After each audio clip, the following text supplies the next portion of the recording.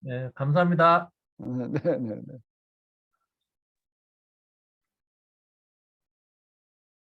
네, 제가 초반에 예, 말씀하시죠, 목사님. 예, 잠깐 다시 한번 정리를 하는데요. 박애주의적인 사랑을 기독교 사랑과 혼동하면 안 돼요. 전혀 다른 얘기예요. 네, 말씀하세요. 계약법 정신이 반영된 그 제도가 완성되는 것을 어쩌면 이제 희년 내지는 계약 공동체가 추구하는 어떤 그 최종 동착지로 보면 될까요, 목사님? 일단 제도를 신현이 만드는 것. 그렇죠. 아니 그러니까 이게 우리가 이제 개별적인 어떤 그런 것 차원에서 나가가지고 한 국가를 단위로 해가지고 이 신현이라고 하는 거가 이게 그건 원론이거든요. 그건 이제 시대적인 상황에 따라서 이제 우리가 그거를 많은 연구를 통해 가지고 제도 법제화해야 될 터인데 거기다 지향하는 거가 뭔가 하게 되면은 빈부 지위의 격차가 없는 공평하게 잘 사는 그런 사회를 만들자라고 하는 어떤 이런 거거든요. 근데 그게 토지 제도뿐만이 아니라 모든 국가 정치 기구가 다 그건 동원돼야 되는 토지 제도만 바꿔 놓는다고 신인의 성취제도다 이렇게 얘기할 수도 없는 거예요. 거기 지금 이 계약법이라고 하는 거에서 얘기하는 건 계약법 속에 토지 제도만 들어있는 게 아니거든요. 정치 구조도 들어있는 거고 다 들어있는 건데 이제 총체적으로다가 제도 법제화 시켜가지고 그렇게 살아갈 수 있는 나라를 만들어 놓는 거. 근데 그게 이제 문제는 또 제도 법만 만들어졌다고 다가 아니에요. 끊임없이 그것도 제도 법을 그렇게 해놓는다고 해가지고도 그러면 그 다음에 그게 다 그렇게 실현되는가 천만에 또 그 편법이 나와요. 얼마 못 가가지고 또 그건 그건 수명이 길지 못하다고요. 그거는 이제 뭔가 하게 되면은 교회를 좀 끊임없는 교화와 교육이 뒷받침될 때 그게 유지가 되는 거지. 제도와 법만 가지고 되겠어요?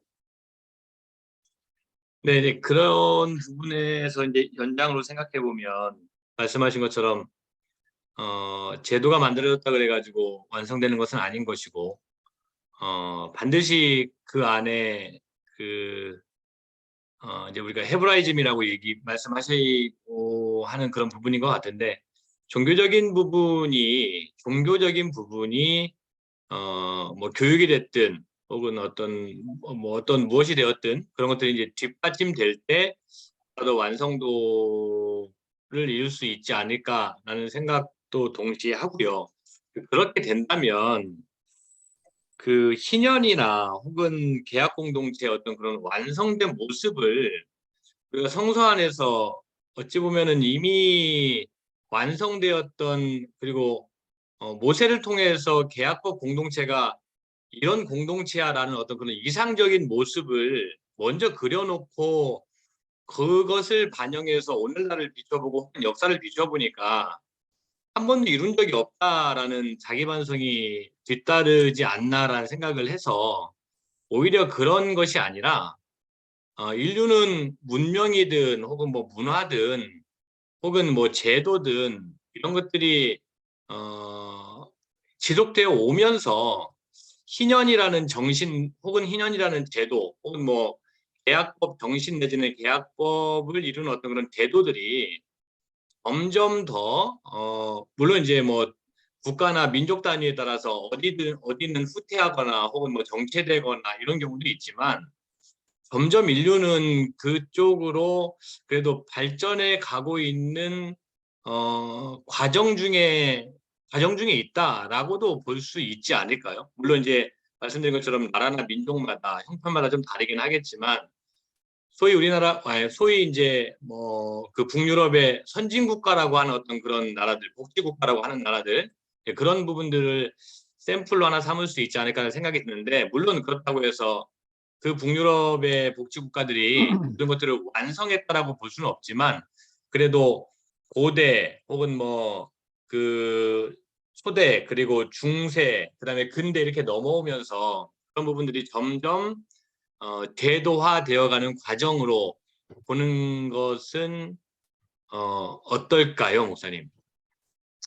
예, 지금 이제 그 얘기하신 거를 이제 조금 하나하나 이게 좀 짚어본다라고 하게 되면은, 이 제도와 법의 제도와 법만 만들어졌다고 해가지고서 다 될 수 있는 건 아니고, 그걸 이제 지탱해 나가려고 하는 데 있어서는 교육, 국가 교육 체계만 가지고서는 어려울 것 같아요. 학교 교육이 국가 교육이라는 게 학교 교육이잖아요. 그 학교 교육에서도 많은 역할들을 해야 되겠지만은, 이제 그건 또 뭐 진학이라든지 취업이라든지 이런 것도 얽혀 있기 때문에 그건 어려운 얘기고, 천상 그 부분을 맡을 수 있는 거는 그렇죠. 종교 교육밖에 없다고요. 그러니까 이 신년이라고 하는 거는 물론 이제 제도와 법을 통해서 많은 부분도 개선해 나갈 수 있고, 금방 얘기하신 역사 발전론이라고 하는 그런 걸 가지고서 과거에 비해 가지고 오늘 우리가 참으로 많이 발전돼 있잖아요. 많이 발전돼 있고 그러지만은 아직 신년 제도에 부합한다라고 만큼 얘기될 수 있는 그런 건 없는 거고, 그건 앞으로도 가능한 얘기냐라고 할 때 그것도 더 어려운 얘기일 것 같고, 지금 선진국들 뭐 선진화되어졌다라고 하는 나라들 뭐 유럽에서 부동까지 이렇게 얘기했던 나라들 이렇게 본다라고 하게 되면은 많은 부분들이 거기서 이제 우리의 어려운 문제들 해결해 놨지만은 또 남아있는 문제들이 참 많잖아요. 그러니까 이거는 그래도 좀 뭔가 성경에 얘기하는 어떤 그런 수준의 실천이라고 하는 거는 종교적인 차원에서 가능한 이야기일 거고, 교회가 제 역할을 할 때에 여기에도 정말 사람들 다 그런 종교적인 사람들로 이렇게 키워낼 때 이제 우리가 기대해 볼 수 있을 어떤 그런 걸 것 같고요. 우리 금방 이제 우리 근대 현대 이르러 가지고 법적인 평등이라든지 기타 등등 우리가 해결된 게 정말 너무 많잖아요. 너무 많아서 그 많은 부분들이, 그리고 복지 제도라든지 기타 등등들이 이제 참 우리에게 많은 그런 도움을 주었지요. 그건 우리가 인정해야죠. 그런 부분들을. 근데 그거를 그 완성은 우리가 이제 상당히 신년이라고 하는 그런 틀을 가지고 종교적인 조건을 할 때 가능해지지 않을까. 그렇지 않으면 네, 뭐 신앙이라는 차원이 필요가 없을 거 아니에요. 그리고 이제 우리가 이 발전이라고 하는, 역사 발전이라고 하는 거가 한계에 이르는 게 지금 이제 뭔가라고 하게 되면은 이제 2000년대로 넘어가면서 이제 이성주의가 손든 거 아니에요. 이제 공산주의도 그래도 뭔가 이런 어떤 이상적인 사회를 만들어 보자라고 했는데 손들어 버렸고, 자본주의, 이제 자유민주주의 내에서도 지금 이제 이게 어려워져 버렸고, 그게 이 땅에다가 천국 실현해 보자라고 하는 거는 미친 짓이다. 이제 이게 이제 결론이 그게 낫다. 뭐 이렇게들 얘기를 하더라고요. 그러면서 이제 거기다가 지금 이제 뭐 이 세계 대전, 그리고 뭔가 하게 되면은 이 대량 살상 무기, 예? 이런 것들, 이런 것들 끝을 모르고 지금 계속 가고 있다면 그게 절망에 빠지는 거죠. 그 이제 한계 부딪혀가지고 거기다가 이제 생태계가 이제 따뜻하게 돼가지고서 이제 대멸종의 위기에 처하다 보니까 이제 사실 손 놓고 있는 상태라고 봐야 될 것 같아요. 그러니까 이게 발전이라는 건 여기까지지 앞으로도 계속돼 가지고 또 완성적인 모습으로 갈 수 있다는 걸 기대한다는 거는 그 이전에 인류가 멸종할 것 같아. 발전론이 네. 많은 부분에서는 설명이 되는데 근본적인 설명은 아닌 것 같아요. 역사 발전론이. 이해했습니다, 목사님. 그래서 이제 종교교육 부분이 어찌 보면은 가장 정신적인 부분으로서 중심축이 되고 지탱할 수 있는 어떤 기둥의 역할을 혹은 어떤 토대의 역할을 한다라는 생각을 저도 동양에 가지고 있어서 만나는 사람들마다 아주 저도 목에 핏대 세우면서 유일하게 제대로 된 종교인 기독교 내지는 교회 안에서 이 역할을 반드시 해야 된다라고 이제 생각을 하면서 주장을 하면서 동시에 어제 이제 그 교수님은 이제 구속사가 아닌 이제 구원사로 표현하는 게 좋겠다라고 이제 말씀을 하셨는데, 이 종교교육, 바른 종교교육을 하는 데 있어서 기존의 기독교 뭐 저도 목사지만 교회에서 그 가르친 어떤 교리 중심의 구원사 내지는 구속사로는 종교교육의 역할 내지는 어떤 깊이 이런 부분에 있어서 한계가 너무나도 자명하다, 뭐 불을 보듯 뻔하다라는 것 때문에 사실은 이제 뭐 좀 이게 여러분들이 모이셨지만 저 같은 경우는 이제 개인적으로는 그런 한계 때문에 강인태 목사님의 책을 읽고 또 세미나를 듣고 또 이렇게 뭐 주일마다 설교를 계속해서 이제 시간 내 가지고 들으면서 왜 성경이 하나님의 말씀이고 왜 성경에 기록된 하나님의 말씀이 보편적인 진리여야 하는지 그리고 진리인지에 대한 그런 것들을 이제 하나씩 정리해 가려고 그렇게 해 가고 있는데 그래서 이제 그런 부분들이 정리가 될 때 비로소 교회나 혹은 종교가 그 제대로 된 어떤 그 희년 내지는 계약 공동체의 완성된 모습으로서의 그 토대 역할들을 할 수 있는 건 아니겠는가. 만일에 이게 이제 또 잘못되면 종교교육이라는 것이 기존의 어떤 기존의 교회, 구원사 중심으로 된 교회의 어떤 그런 뭐 대안학교든지 교회에서 세운 어떤 그런 소위 얘기하는 어떤 기독교 정신하고 얘기하는 것으로 만들어서 그것이 종교교육을 하고 있다라고 오해가 될 수 있는 소지도 분명히 있겠다. 그래서 종교교육 좋은데 다른 종교교육이 반드시 필요하겠다라는 생각도 겸해서 합니다. 제가 드린 말씀은 여기까지입니다. 네, 그 말씀을 이제 우리가 다시 좀 이렇게 본다면, 예수님의 말씀을 빗대가지고 얘기를 한다면요, 이게 세수로 세부대 담지 않고는 안 될 얘기 같아요. 기존의 신학, 서구교회 이제 서구 기독교의 그런 틀 속에서는 기대할 수 없는 얘기고 완전히 새 판을 짜야 될 일이 아닐까. 아예 지금 뭐 우리 오 목사님도 다 신학교육 받아보셨지만 그 교육 받아가지고 이게 되겠어요? 그 신학교육 가지고서요? 그리고 우리가 기존에 우리가 가지고 있는 신학 그리고 교리란 틀 속에서 이게 과연 가능한 얘기겠는가? 이제 이 서구 기독교를 이제 저는 그 헬라 그리고 유대화된 기독교 그리고 이제 그걸 완전히 청산하지 않고서는 어려운 얘기일 것 같아요. 현재 기독교 신학과 그 교육의 틀 속에서 뭐 조금 개선해서 이걸 해보자. 그건 어려운 얘기일 거고 완전 새 판을 짜야 될 노릇이지. 너무 제가 급진적인 얘기를 하는지 모르겠는데 그 사실 그게 현실인 걸 어떻게? 예, 제가 추가적으로 제가 제 의견을 좀 말씀드리면 새 판을 짠다는 말씀을 하시니까 저도 새 판을 짜고 싶습니다.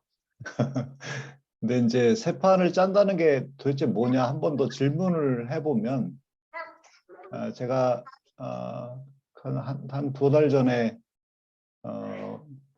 하여튼 책을 읽었는데 그 책에서 핀란드 청년들 얘기가 나와요.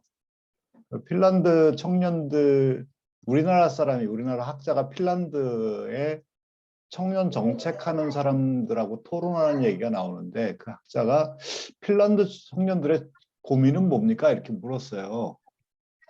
그런데 핀란드 그 정책관이 뭐라 그러냐면 기후위기라는 거예요. 기후위기.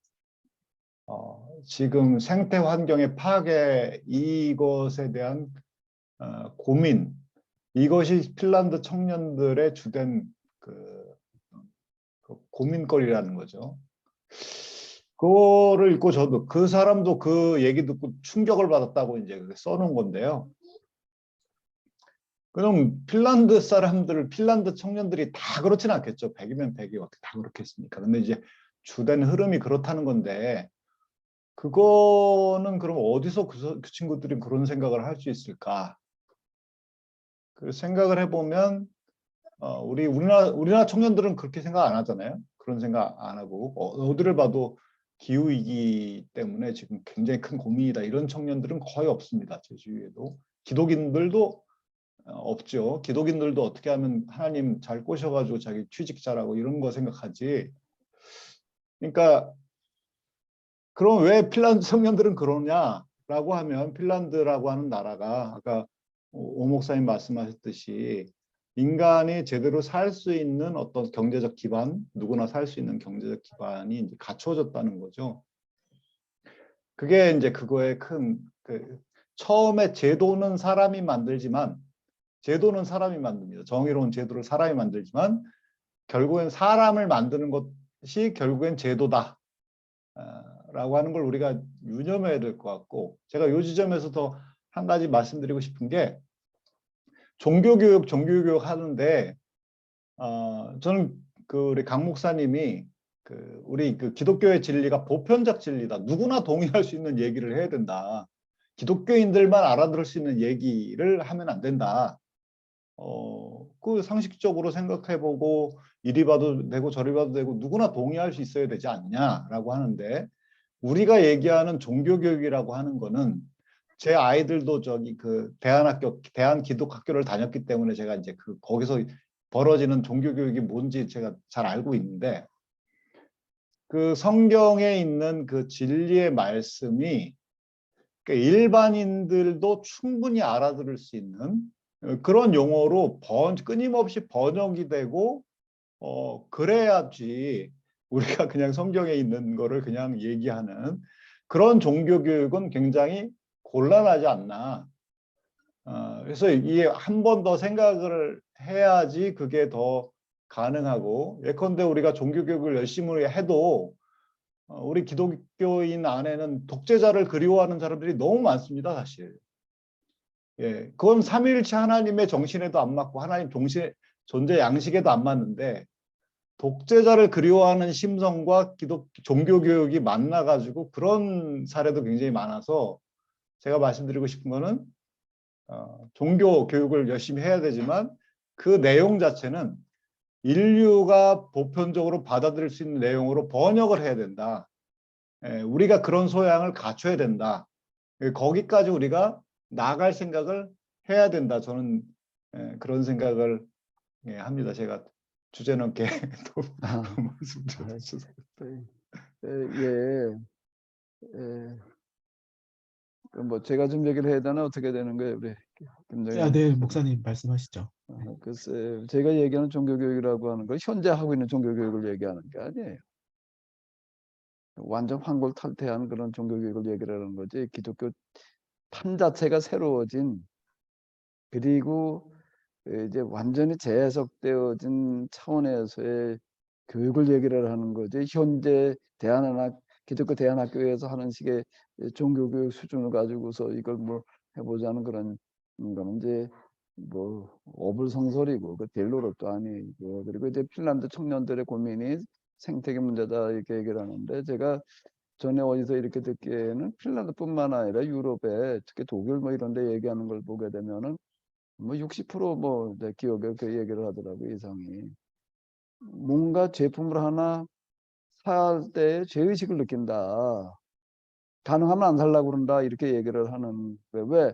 하나를 사는 것 자체가 자원을 낭비하는 거고, 과소비해가지고서 또 폐기물 만들어내는 거고, 그래 이제 이게 지금 이 생태계를 붕괴시키는데 내가 일조하는 거다라고 해가지고서 뭐든지 물건 하나 살 때마다 죄의식을 느낀다. 이렇게 얘기하는 젊은이들이 많다는 거예요. 60% 그런 얘기 하더라고요. 핀란드만이 아니라 유럽의 그 대다수 젊은이들이 그런 생각들을 한다. 이런 얘기를 제가 이제 한번 어디서 읽은 적이 이렇게 있는데요. 그럼 그건 어디서 온 거냐 말이야. 그런 이 생각이라고 하는 거가. 아니, 그건 상식에서 오는 얘기인 것 같아. 건전한 상식만 있다면은 오늘 우리 시대에 있어서 진짜 이게 지금 이 인류의 몰살이 지금 코앞에 와 있는데, 아니 조금만 건전한 양식만 있다면은, 상식만 있다면은, 양심도 아주 기본적인 양심만 있다라고 한다면은 이대로 우리가 지금 뭐 현재 쓰던 패턴대로 그냥 뭐 식생활이고 무슨 뭐 이런 그러고 할 수는 없는 얘기 아니에요. 그것 때문에 지금 대멸종 위기 앞에 놓여 있는데, 현재 우리가 식생활하던 대로 그냥 먹고 살자 말이야. 이렇게 얘기를 하고, 그리고 현재 우리가 그냥 소비하는 그런 형태로다가 그냥 그 일회용품이라도 이런 것들 이거 정말 심각한 얘기라고요. 우리가 한번 곰곰이 생각을 해보게 되면은 어디 가가지고 또 물건 하나 샀다가 비닐에 담아주게 되면 비닐 문제 담아주면 가능하면 내가 안 가져오려고 그래요. 비닐종이를 하나 쓰는 것 자체가 이게 쓴 다음에 그 처리하는 것도 이게 보통 이게 좀 쓰는 건 쉽지만은 이게 어느 나라는 이제 비닐을 못 만들게 하는 그런 나라죠. 조그만 어느 나라 보니까 아예 만들지 못하게 하는 그런 나라도 이제 있더라고요. 아니 지금 아주 기본적인 소양만 있다고 하더라도 이게 그냥 넘어갈 일이 아니잖아요.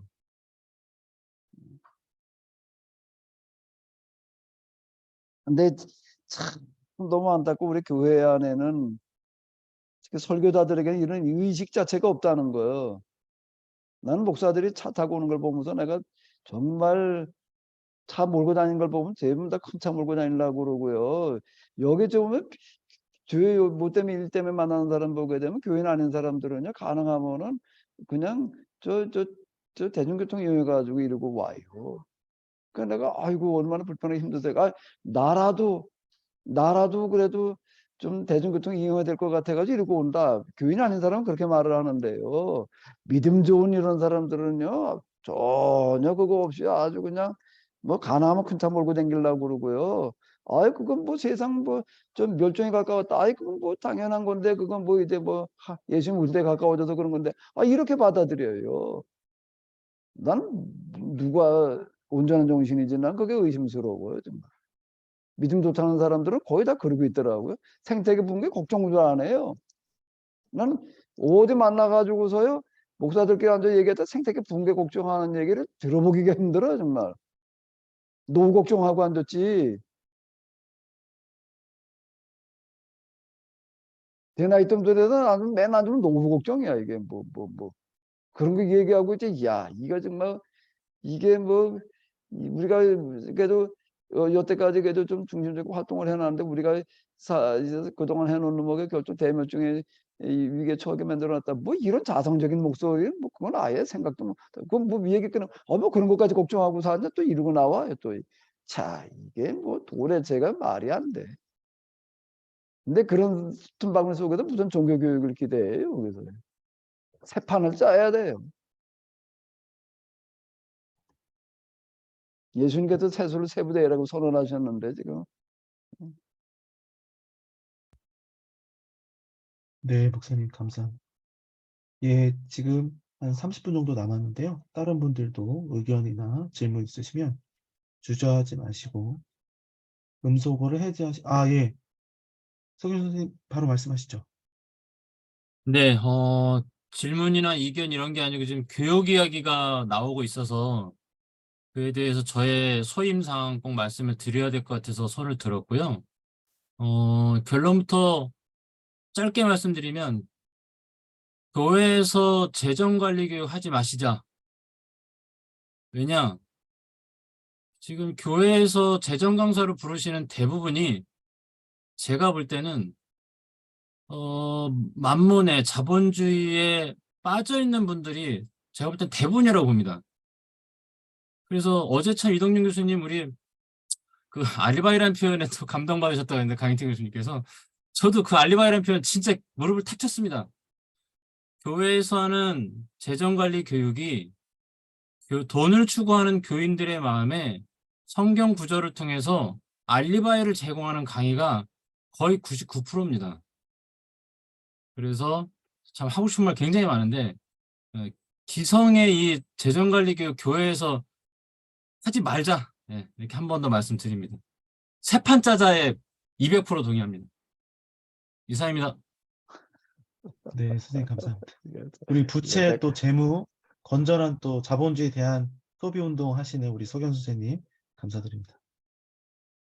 우리 목사님, 가슴 아픈 말씀하시죠. 얘기예요. 이런 말을 하고 앉아 있어야 된다는 얘기가 새 판 짜야 된다는 말을 하는 것 자체가 정말 가슴이 찢어지는 얘기지. 이게 지금 이게 정말 우리가 아유 참 이게 웃긴 웃는데요. 이게 정말 참.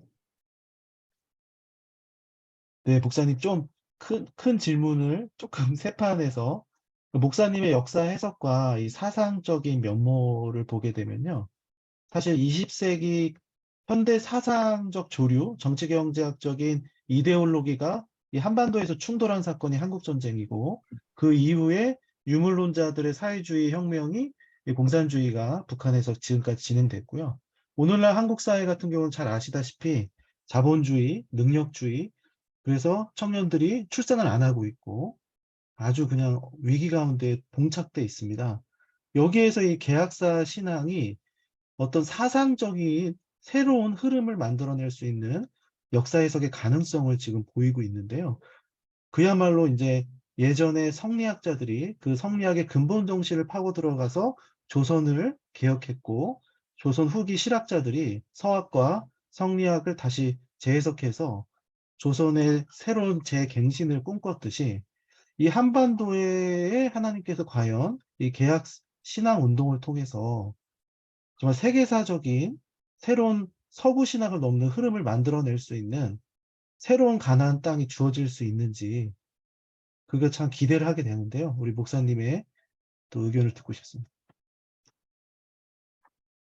근데 제가 알고 있는 법인 내에서는 예언자들의 역사 해석에서는요. 사실 지금 우리가 이거에서 어떤 가능성을 뭐 찾아본다라고 하는 거가 어려울 것 같거든요. 무슨 가능성이 판에 나오겠어요, 이게요. 뭘 어떻게 해가지고. 근데 이제 이 예언자들, 특히 이제 포록이라든지 이런 때 그 신명기 운동을 이끌어가던 사람들, 나는 그 이제 이 포로기 때 신명기 운동을 하던 사람들을 우리가 좀 이제 염두에 둬봐야 된다. 그게 우리의 어떤 하나의 이제 에, 그럼 따라가 봐야 될 표본이 아니냐 이제 이런 생각을 이렇게 하게 되는 게 가능성 제로예요. 가능성 제로에서 아직 이 사람들은 가능성이 있다고 말하는 사람들이거든요. 그걸 뭐라고 얘기를 하는가라고 하게 되면 우리가 계약법으로 돌아가기만 하면 아직 가능성이 있다. 자, 이렇게 얘기하는 게 이건 포로기 상황에서 얘기를 하는 거예요. 이게 포로기 상황이라는 게 무슨 얘기가 되는 게 이스라엘이 망해서 포로로 끌려갔다는 얘기는 한 나라가 이제 일단 유지가 되려면은 땅이 있어야 되잖아요. 백성이 있어야 되잖아요. 통치권이 있어야 된다고요, 주권이.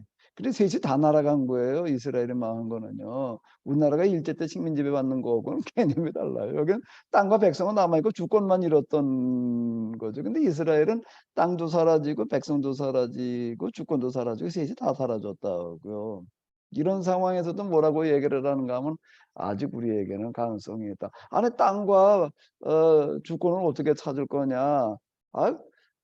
그거는 우리가 계약으로 돌아가기만 하면 하나님께서 그 부분은 다시 우리에게 기회를 주신다. 이렇게 얘기하는 사람들이 신명기 예언자들이었어요. 신명기 예언자들은 독특한 그런 상황에서 이제 그렇게 이제 조건에 들어갔는데 저는 여기에서만 우리가 우리의 그 암담한 현실을 돌파할 수 있는 어떤 근거가 나올 수 있지 않을까. 우리가 여기서 계약으로 돌아가기만 하면 아직 길이 있다. 그러면 계약으로 과연 돌아갈 사람들이 있겠는가? 몇이나 되겠냐? 이렇게 얘기를 할 때에 예언자들은 이렇게 말하는 거예요. 숫자가 중요한 게 아니다. 몇 사람이라도 여기에 정말로 돌아가기를 진정으로 원하는 사람들이 있기만 하다면은 하나님은 숫자를 보지 않으신다.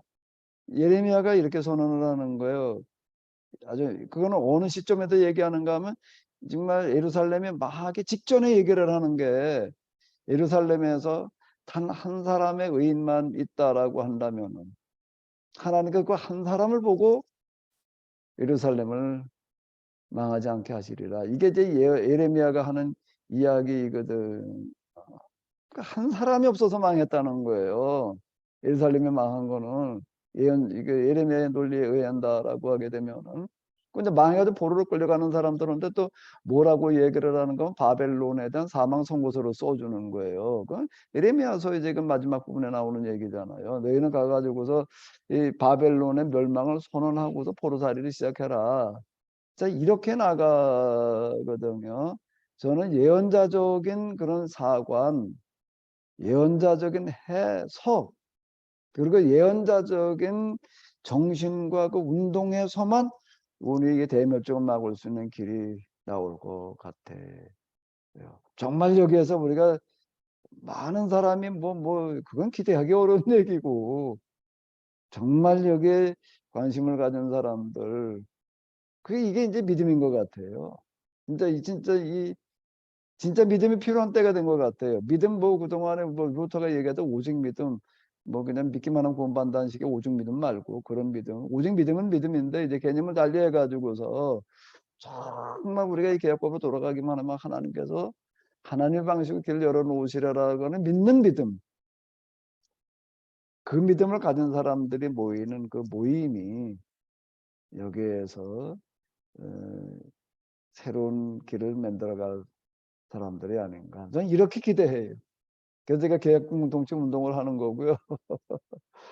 제가 기대하는 거와는 좀 아직 좀 거리가 있지만은 기대해 봐요. 그래도 그 중에서 좀 이런 사람들이 이제 좀 있겠지라고, 또 신년 함께해도 내가 기대하고요. 오늘 여기 들어오신 분들이 난 좀 그런 사람들이 되셨으면 좋겠어요.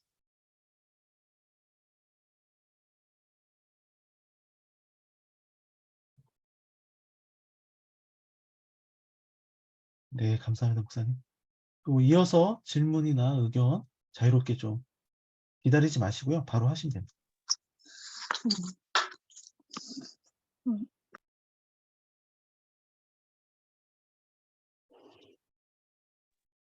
네, 네. 손 드신 분. 예, 이원영 장로님 말씀하시죠. 우선은 사실 이제 암흑기, 그 중세의 암흑기를 들어가는 원인 중에 하나가 교리 논쟁이 있잖아요. 네. 네, 교리 논쟁이 일어날 수밖에 없었던 그 상황하고 어떤 내용, 어떤 교리 논쟁을 해서 이렇게 정말 수백 년 동안 그런 그 잘못을 해내서 잘못된 길로 가게 됐는지 그거 좀 한번 좀 말씀해 주시면 좋겠습니다. 이 교리 논쟁이 이제 치열하게 이제 벌어지게 되는데 여러 가지가 복합적으로 작용을 해요. 이제 제일 큰 관심은 우리가 이제 온전한 인간 교리를 만들어야 된다라고 하는 정통 신앙을 지켜야 된다라고 하는 그런 이제 마음을 가진 사람들이 이제 있었고요. 근데 이제 이게 이제 끝이 안 보이는 걸로 갔던 거는 뭔가 하면은 거기에 이제 그 정치 권력과 또 연계가 되어져요. 근데 밀란 칙령 이후에 물론 그 이전에도 이제 이단들이 등장하고 이래가지고 그 논쟁들이 있었거든요. 그 이전에. 근데 그게 이제 밀란 칙령 이후에는 이제 황제가 개입을 해가지고 니케 회의나 이런 데서 이제 콘스탄티누 이제 사회를 보고, 그리고 이제 교회가 지하에서 수면 위로 올라왔잖아요. 그러니까 이제 교회의 입김이 이제 가장 큰 영향력을 발휘하는 거예요. 특히 콘스탄티노플이 이제 이제 새로운 행정 수도고 거기 교회의 주교가 이제 대단한 영향력을 발휘를 하는 거예요. 그리고 이제 그 로마 교회 기타 등등의 큰 그 이제 대도시의 그 이제 주교들의 이제 영향력이 이렇게 크고, 이제 안디옥, 콘스탄티노플, 이제 거기가 이제 아주 이제 양대 산맥이었는데요. 근데 정치 권력과 연관돼 가지고서 또 이제 그냥 이루고 해도 그게 이제 수백 년간을 끌어가는데요. 거기에도 이제 그 긍정적인 부분에 정통교리 삼일체 기독론 속죄론 이런 게 이제 만들어졌다라고 하는 부분이 있지만은 기독론 논쟁하다가 망했다라고 얘기를 이 교리 논쟁하다가 망했다라고 해도 과언이 아닐 만큼, 그런데 우리는 이 교회, 저도 교회사 이런 걸 이제 좀 읽느라고 씨름을 해봤는데요. 이걸 연계해가지고서 이 교리 논쟁 때문에 말이야 이게 교회가 그냥 제 역할을 못해가지고 다 휴교권 넘어갔다 이렇게 얘기하는 책은 없어요. 그냥 사건만 나열해 놓는 거예요. 교리 논쟁대로 그냥 다뤄놓다가 그 다음에 그거하고 별개로 또 그 다음에 이제 연계해가지고가 아니라 해결하는 게 어떻게 등장을 해가지고서 어떻게 해왔다. 근데 이러고 넘어가 버려요. 연결시켜가지고서 그걸 끌고 나가주지를 않더라고요. 그런 부분들을. 근데 저는 이제 개혁의 관점에서 이제 이렇게 보게 될 때에 이제 이런 식으로 얘기가 가능한 거죠. 제가 죄인의 길에도 얘기하는 것 같이 이제 이 계약의 땅들이 다 이제 상실돼 버리는 그런 사건이다. 땅을 주셨는데 그걸 제 역할을 못하다 보니까 땅에 토해내는 그런 거다. 그 초기 중세 초기에는 기독교 중심제들이 해국권에 넘어가는 거고, 그 중세기 동안에 또 그또 농노제대로 굳혀져 들어가고 뭐 그냥 뭔 마녀 사냥 뭐 이건 말도 안 되는 일들이 정말 많아요. 비상식 이건 뭐 비상식이라고 하는 말 가지고도 그거는 중세기를 암흑기 정도로 얘기를 해서는 안 되거든. 악마가 지배하던 시대라고 그래야 될 노릇이지. 아니 그 마녀 사냥이라는 거를 보게 되면은요 정말 말이 안 돼요. 그걸 교회가 했어요. 교회가요. 교회가 자 이런 어, 이게 뭐라고 설명이 안 되는 일들이 벌어지는 거예요. 이게요.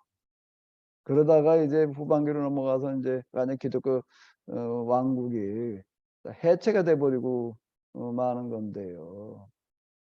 이게 계약이라는 측면에 놓고 본다라고 하게 되면 정말 뭐라고 설명이 안 되는 것 같아요. 이런 부분들. 그때 그 당의 중세기에 그 뭐 신학 뭐 어쩌고 저쩌고 근데 신학이라는 게 다 스콜라 신학인 거예요. 현실과 상관없. 그 공리공론. 그 이제 신학자들은 조선의 성리학을 화학이라고 불렀거든요. 화학. 이게 이 중세 신학이야말로 화학인 것 같아.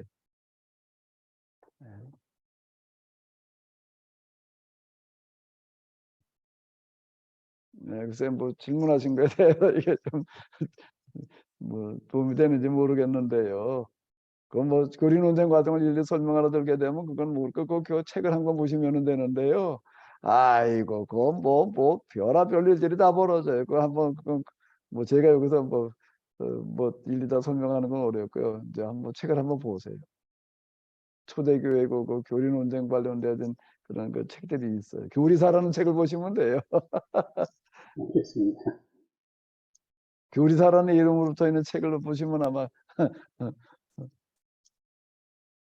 실감나게 좀 그걸 보시게 될 거예요.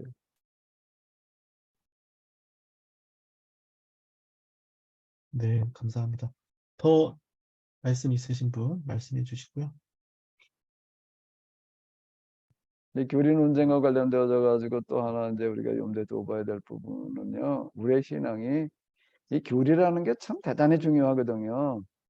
교리는 물을 담는 컵과 같은 게 그릇이에요. 그릇이 없으면 물을 간직할 수가 없죠. 그런데 이제 문제는 그 교리가 컵이 물은 아니잖아요. 컵은 컵이고 그릇일 뿐인데 이게 이제 이 주객이 전도돼 가지고서 교리가 이제 곧 신앙인 것처럼 교리 신앙이 이렇게 되어버리면 되게 심각한 거죠.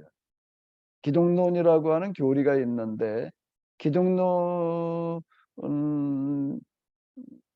곧 신앙의 대상이 돼버리게 되면 이제 이게 그 교리 신앙 이렇게 얘기를 하고 도구마라고 그러는데요. 그렇게 되면 이제 여기에도 뭔가 문제가 생겨나는 거죠. 교리 교육이 필요하긴 한데 교리화된 신앙은 이게 아주 제일 위험한 걸로 보면 될 거예요. 근데 오늘 우리의 교회 신앙이 다 교리화된 신앙이에요. 구원론 교리, 대표적인 게 구원론 교리예요. 요렇게 하기만 구원받아. 이러고 끝나버리는 거예요.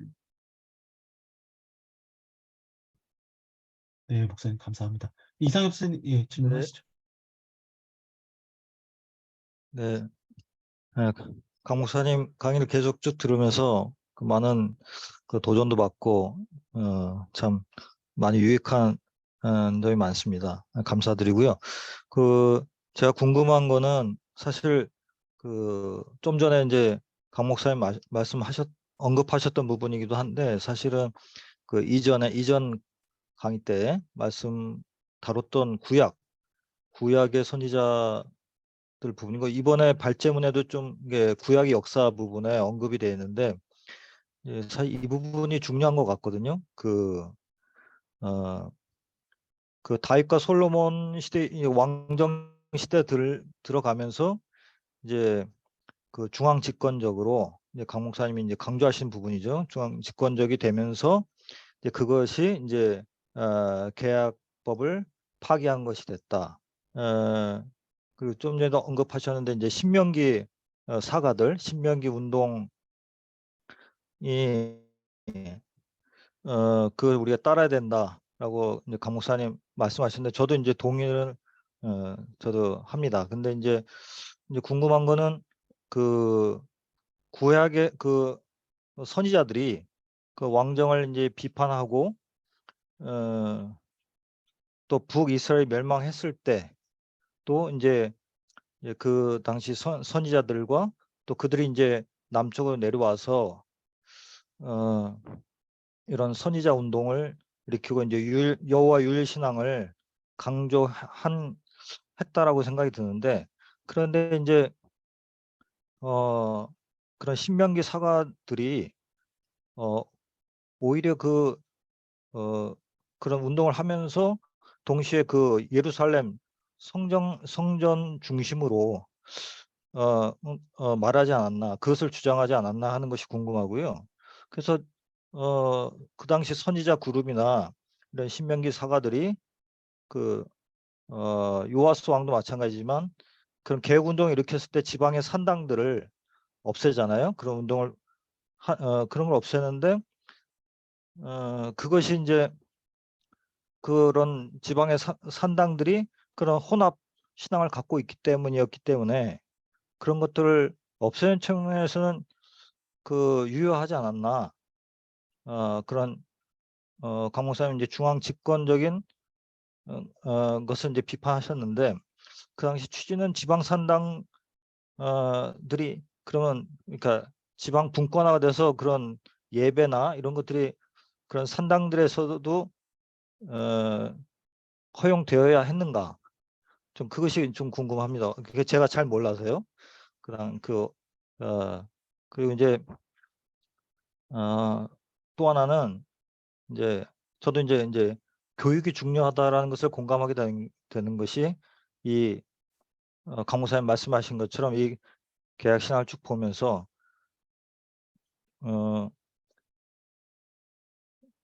결국은 구약의 이런 그 계약이 파기되고 그 구약 역사적으로도 이렇게 이제 나라가 멸망하고 그리고 포로 잡혀갔다가 돌아오면서 결국은 하나님의 뜻이지 않나 싶은 것은 결국은 그 구약 성경이 정경화가 이루어지고 그런 신명기 사가들에 의해서 그리고 구약 성경이 완성되고 그리고 에스라와 이제 그 느헤미야 이후에 그런 어떤 성경 운동이 일어나죠. 토라 시대가 이제 개막을 한 거죠. 그리고 신약에도 예수님의 십자가 죽음 이후에 제자들이 뿔뿔이 흩어졌다가 다시 모여서 교회가 창설되고 성령을 받고 신약 성경이 정경화가 되고 그래서 예수님이 마태복음 28장 마지막에 우리에게 주신 것도 내가 가르친 것을 분부한 것을 가르쳐 지키게 하라는 거잖아요. 우리에게 하나님이 결국은 주신 것은 이런 역사적으로 다 실패했을지 몰라도 우리에게 성경 말씀을 우리에게 주신 것이 아닌가. 그래서 결국은 여호와 유일신앙이 승리하게 된 것이고 그리고 우리 지금 이 시대까지 우리에게 구약 성경, 신약 성경이 우리 손에 쥐어져 있는 것이 아닌가. 그래서 제대로 성경을 우리 강 목사님 같은 분을 통해서 우리가 제대로 성경을 배우는 것이 그것이 해결책이 아닌가. 사실 교회에서나 지금 그런 문제들이 제대로 우리가 성경 말씀을 배우지 않았기 때문이라고 저는 생각이 듭니다. 제대로만 그 성경 정신 목사님께서 말씀하신 그 계약신앙 그것도 결국은 성경에서 제대로 목사님 보시니까 그런 결론을 얻으신 거잖아요. 그러니까 우리가 성경을 제대로 교육받고 제대로 볼 수 있다면 거기에 해결책이 있지 않나. 하나님이 우리에게 주신 것은 구약 성경, 신약 성경이니까. 예. 하여튼 뭐 두서없이 이렇게 제 스스로 정리가 안 되는데 하여튼 네. 예. 그 첫 번째 네네. 질문은 예, 다시 말씀드리면 그 신명기 사가들이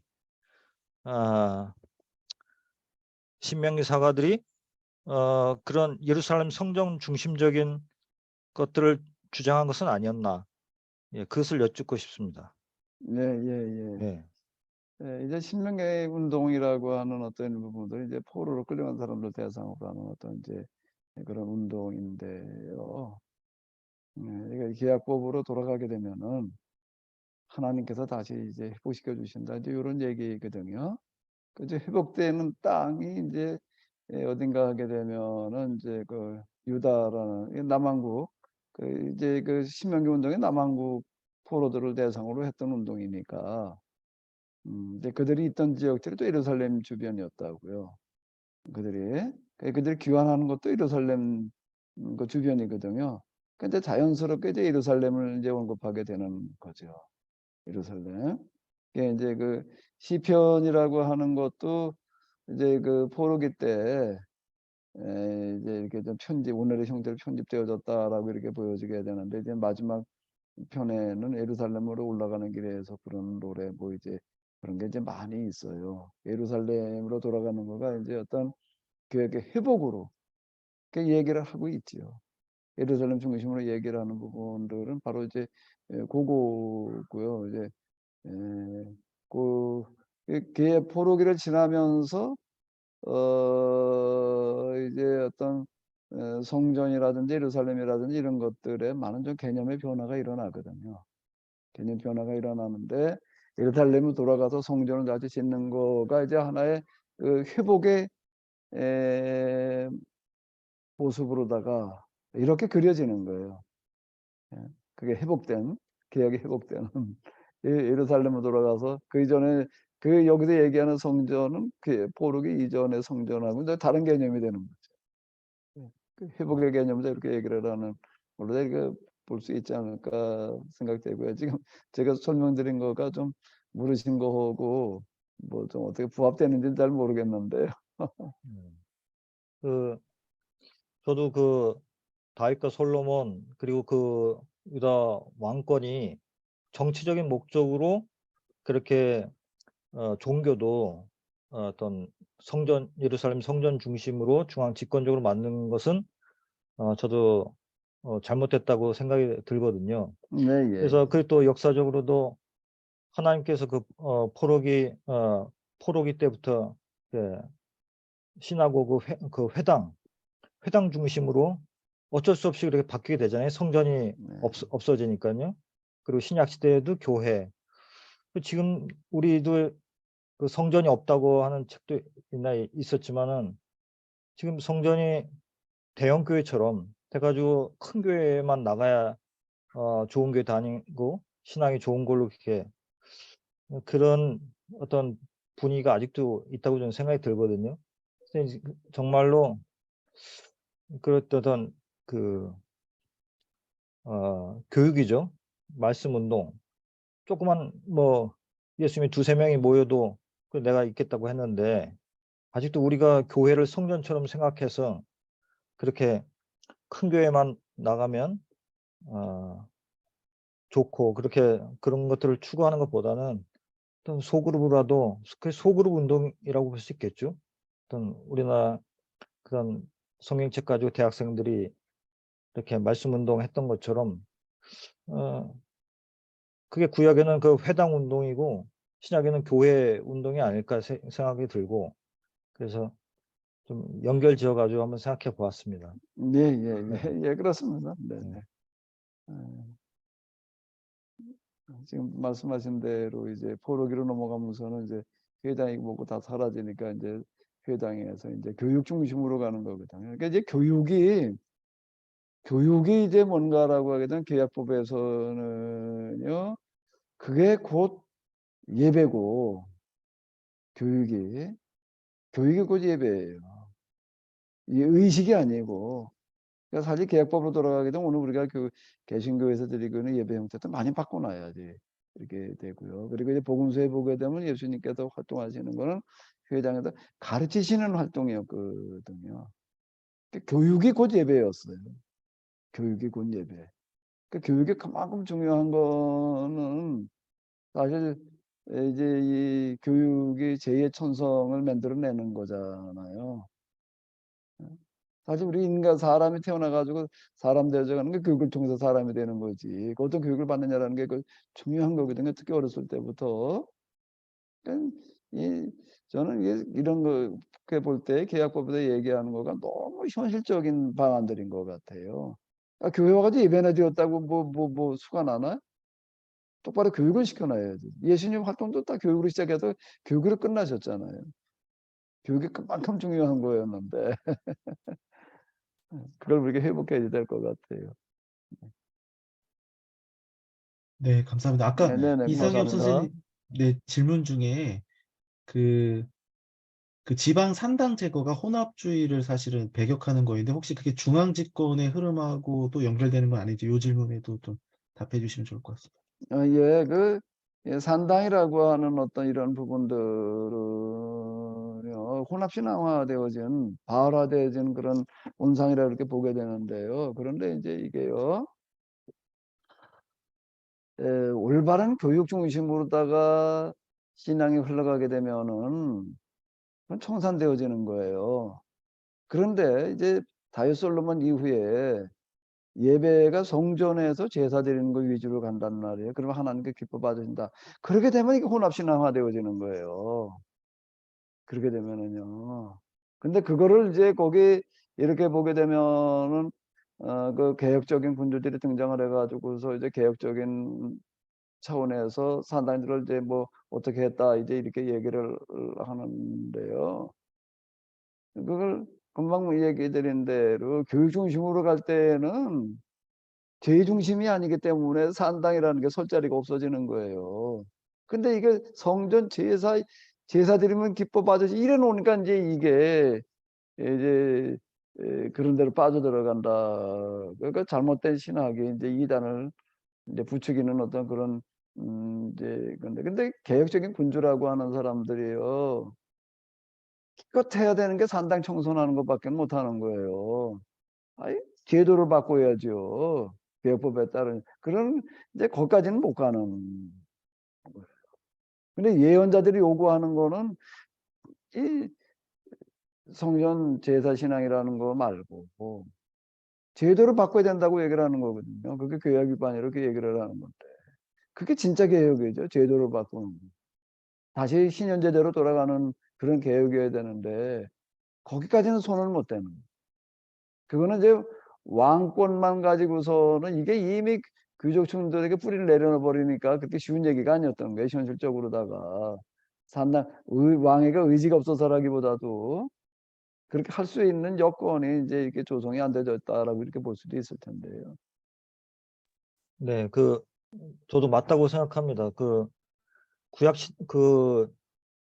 산당이 원래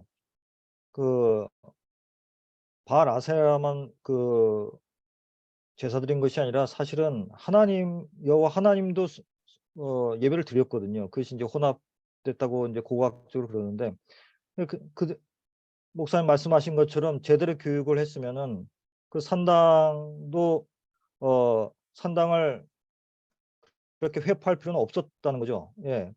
그것을 이제 증명한 게 이제 포로기 때부터 그 회당이잖아요. 그 회당은 제대로 하나님의 말씀을 가르치는 데 성공한 거죠. 그러니까 그 어떤 사실 산당의 역할이 그런 하나님만 섬긴 그런 어떤 회당과 같은 그 역할을 해줬어야 되는데 왕들이 그걸 못 해주고 중앙 집권적으로 예루살렘 성전만 강조하고 산당들을 다 회파했다는 것은 잘못됐다고 목사님 말씀하신 것 같은데 저도 동감이 됩니다. 예. 예, 예. 아, 네, 새로운 것들을 많이 배우게 돼서 너무 감사한 시간인 것 같습니다. 그 교육이 계속 강조가 되는데요. 심지어 교육이야말로 예배다, 진정한 이런 말씀도 해주시고요. 그 신명기 운동에서 사실은 이제 예언자들의 활동을 재해석하면서 사실은 흐름이 형성됐다고 말씀하시는 걸로 이해를 하는데요. 그 아까 말씀하셨듯이 예레미야가 그 새로운 어떤 신명기 그때 예레미야가 이제 바벨론의 사망 선고서를 포로로 잡혀가는 그 시간에 하잖아요. 말씀하셨듯이. 근데 오늘날의 어떤 예언자 또는 그런 운동의 일환으로 제가 알기로 우리 목사님께서 어디죠? 이스탄불인가요? 거기 가서 그 서구 사상인가요? 서구 교회인가요? 그 사망 선고서를 그런 예식을 했었다고 제가 들었거든요. 제가 정확히 들은 건지 모르겠는데 그만큼 어떤 이 시대에 서구 신앙 내지는 서구 사상의 엄청난 한계에 대해서 목사님께서 선전포고를 하신 건지 이 교육에 있어서요. 사실 서구 신앙뿐만이 아니라 오늘날의 정치학, 경제학 모든 것이 미국 대학에 종속됐다는 얘기를 많이 하거든요. 식민지 상태다. 신앙만이 아니라 우리 한국 사회에서 이 부분에서 목사님의 어떤 견해를 듣고 싶습니다. 금방 얘기하신 거는 이제 뭔가 하게 되면 종교개혁 500주년 되던 해인데 종교개혁 500주년 되던 해인데 그때 어떤 그 저희가 무슨 뭐 법인 뭐 이제 이런 거 만들어 가지고 무슨 역사 어떻게 보자 뭐 이제 한잔 그리고 있을 때인데 이제 어떤 분이 이제 이란을 한번 가자 뭐 이런 얘기를 하고 이제 이게 꺼낸 분이 있었어요. 그런데 이제 처음엔 뭐 이란을 거기 뭐 지금 우리가 그런 데 갈 겨를도 없지 그걸 뭐 지금 그런 것까지 신경 쓸 게 아니다라고 그러는데 이제 이란은 어떻게 가냐라고 얘기를 들어보다 보니까는 뭐라고 얘기를 하는가 하면 이스탄불을 거쳐 가지고 들어간다는 게 직항로로 가는 게 아니라 이스탄불을 거쳐 가지고 들어간다. 그럼 이제 이란 간다면 뭐 어디를 가는 거냐라고 이렇게 쭉 이렇게 얘기를 하다가 보니까는 이스탄불하고 이제 이 이란이라는 데가 이제 페르시아 이제 고레스 에 있는 지역들이었던 거예요. 제가 그 이스탄불이 콘스탄티노플이잖아요. 이 콘스탄티노플 그게 이 밀란 칙령의 현장, 밀란 칙령이 물론 칙령이 반포된 건 밀란이지만은 콘스탄티노플이라고 하는 데가 이제 콘스탄틴이 이 로마 제국을 기득권 시키자라고 하는 어떤 그런 취지로 이제 건립했던 수도인데 그래도 이제 이 콘스탄티노플 그리고 이제 그 고레스 칙령의 현장 이란을 가서 퍼포먼스를 한번 하는 거가 이 종교개혁 500주년 행사겠다라는 생각이 들어가지고 이거 하나님께서 종교개혁 500주년 행사를 이런 방식으로 하라라고 말씀하신다는 생각이 좀 들어서 이제 그 퍼포먼스를 뭘 준비했는가 하게 되면 에레미야가 이제 포로로 끌려가는 사람들에게 이제 바벨론 사망 선고서를 지어주고 가서 읽고서 이제 돌을 매달아 가지고 바벨론 강에 던져라라고 이제 얘기를 하는 그런 걸 제가 흉내를 내 가지고 서구교회 사망서를 내가 쓴 거예요. 서구교회 이거 가지고는 안 된다. 너무 헬라화되어 있고 유대화되어 있기 때문에 이거 가지고는 안 된다. 그리고 서양의 시대와 더불어가 서양의 시대에도 동양의 시대로 넘어가는 것과 더불어 가지고 이제 그 저는 서구교회를 헬레니즘 교회로 이렇게 봐서 그 이제 보스포스로 해협이 있는 데가 저기서 조금 더 가고 싶었는데 뭐 그 이상 가는 건 어렵고 그래가지고 이제 거기 그 헬라 문화의 발상지잖아요. 가까운 곳에 가가지고서 제가 이제 뭘 몇 대 써가지고 가도 1인칭 화법으로 코아마르 야외를 내가 유일하게 한번 써먹었는데 이제 그 읽고 나가지고 두루마리를 돌을 매달아 가지고 이제 수장시키고 왔어요. 이제 그걸 막 뭐 듣고 얘기를 하시는 거 같은데 저는 뭐 정말 저는 그렇게 생각을 하는 거예요. 서구교회 가지고는 안 된다. 너무 서구교회는 헬라 유대 기독교다. 그걸 이제 히브리 기독교로 이제 재편시켜야 된다. 아까 새 판 짜야 된다는 얘기가 저는 이 얘기거든요. 저는 그렇게 생각을 하는 거예요. 이제 그 부분이 이제 네, 목사님 감사합니다. 네, 이어서 여러 의견이나 질문 있으신 분은 한두 분 정도 더 받고 이제 마무리하시면 될 것 같습니다.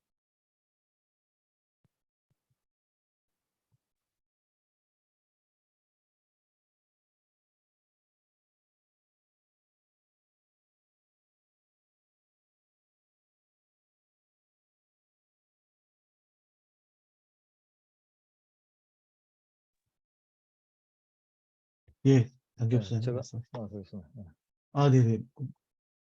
두 분이 갑자기 말씀하셨네요. 예, 먼저 네, 네. 예, 차례로 그러니까 하시죠. 그 예언자들, 선지자들의 역사 철학을 오늘날에도 그대로 적용할 수 있나? 라는 게 이제 질문인데요. 무슨 말이냐면 북이스라엘의 그 누적된 계약 위반이 아수르 제국의 발흥이었고, 그래서 결국에 이제 북이스라엘 망했는데, 그러니까 제국의 발흥이 결국에는 하나님과 계약을 맺은 백성들의 계약 위반 때문에 일어난 일이고, 바벨론 제국의 그 발흥 역시 남유다의 누적된 계약 위반 이라고 이제 해석을 하고, 또 바벨론의 몰락과 포로에서의 귀환, 이것도 포로 생활 때의 회당에서 모여서 회개 때문이라는데, 이것을 오늘날에도 그대로 적용할 수 있나?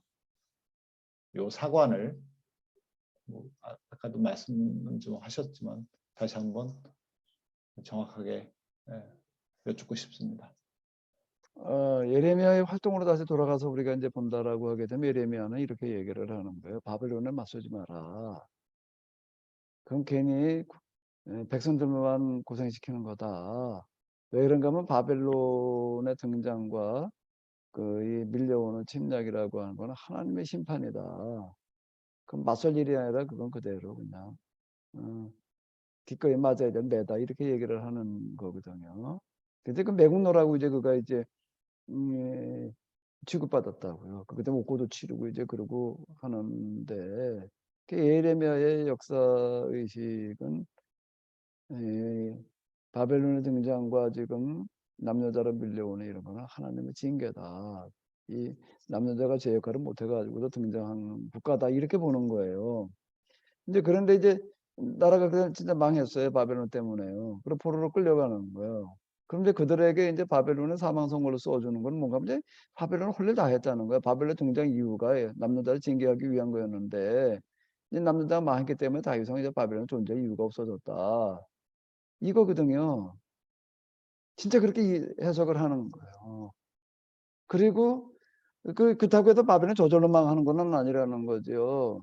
바벨론을 망하게 할 사람들이 있는데 그게 뭔가 포로로 끌려가는 그 사람들이 가가지고 규약법으로 돌아가게 되면 바벨론을 망할 수밖에 없다. 이 논리거든요. 근데 예레미야의 이런 역사 이해에 이제 동의한 제자 그룹들이 가가지고도 이제 신명기 운동으로 다 이어가는 거예요. 그리고 실제로 망하는 거예요. 그 나라가. 미스테리로 남아있는 거는 바벨론의 나라가 어떻게 그렇게 쉽게 무너졌느냐. 세워진 몇십 년 만에.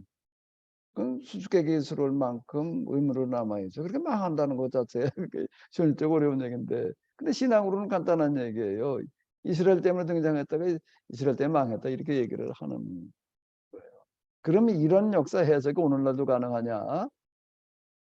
라고 그럴 때, 글쎄, 나는 과거의 하나님이 아직 변함없이 지금도 똑같으신 하나님이라고 생각되거든요.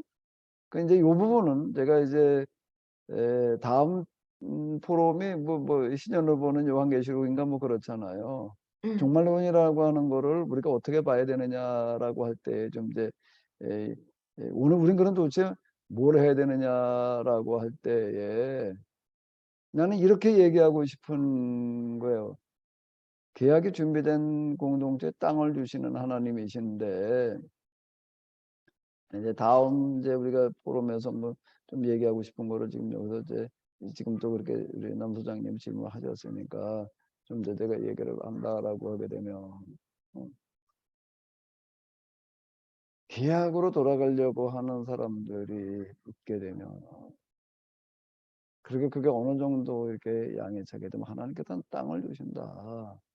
요한계시록에 이제 종말을 얘기를 하는 그런 책이다라고 얘기를 한다면 이제 그 대멸종이라는 그런 위기 앞에 우리가 와 있는데 개약의 관점에서 본다라고 하게 되면은 자 이스라엘 사람들에게는 가나안이 주어졌었어요. 개약의 땅으로. 들어가서 저 할차다 어쨌든 실패로 끝났어요. 그럼 이제 세계 공동체에는 로마 제국이 가나안으로 주어졌지만은 되게 제대로 활용을 못했어요.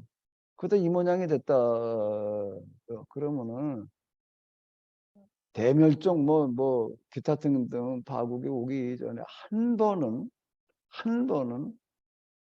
또 하나님께서 이제 가나안에서 로마 제국으로 확대되었었거든요. 개약의 땅이요. 이번에는 전 세계일 것 같아요. 이제 글로벌 시대니까 전 세계가 개약의 땅으로 주어지는 사건이 있어야지 이게 에, 흐름에 맞을 것 같아요. 그러니까 오늘 우리가 그럼 뭘 해야 되느냐라고 할 때에 계약의 땅에 주어지는 것에 대한 대비, 그에 대한 신학이 지금 우리에게 필요하다. 난 이렇게 지금 종말이라고 하는 거가 역사에 대한 완성이라면은 그 완성이 이런 거예요. 이때 계약 공동체를 통해서 전 세계적으로다가 하나님 나라의 모형을 만드는 거잖아요. 그거 없이 파국으로 간다는 거는 그럼 하나님의 실패지.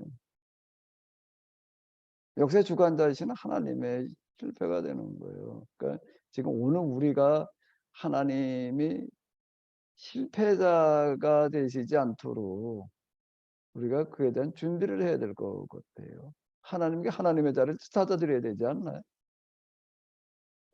그래서 제가 지난번 앞에 그 구약 뭐 이런 쪽 가지고 포럼 얘기할 때 제가 여 해석에 성경 하나님 말씀이게 해석을 해야 된다. 하나님이시도록 우리가 해석을 해놔야 된다 그랬는데요. 역사 해석도 이제 그렇게 해야 될 것 같아요. 예, 뭐 물으신 거에 답변이 되는지는 모르겠는데요. 저는 그렇게 믿어요. 네.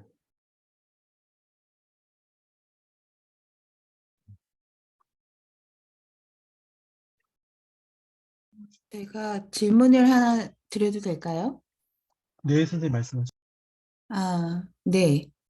제가 저 목사님 서적들을 읽으면서 한 가지 의문이 생겼는데 그 방금 전에도 그 헬라 그 서구의 헬라적 사고나 문화가 한계가 있어서 예, 어렵겠다고 말씀하셔서 제가 다시 이렇게 생각이 났는데요. 그럼